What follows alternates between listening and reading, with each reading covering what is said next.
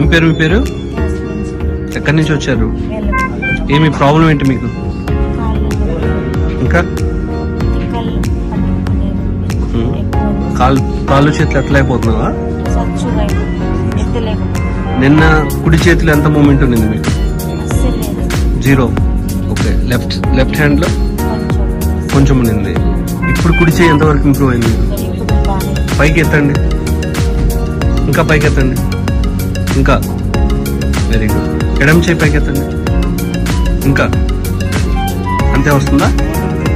కాళ్ళు ఇంతకు మించి పైకి లేదా?